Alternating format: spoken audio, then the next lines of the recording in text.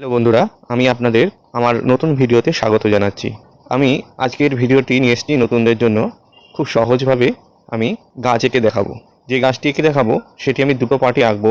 প্রথম পার্টে আমি পেন্সিলের সাহায্যে শেড করে দেখাবো এবং পরের পার্টে আমি প্যাস্টেল কালারের সাহায্যে করে দেখাবো। চলো দেখি।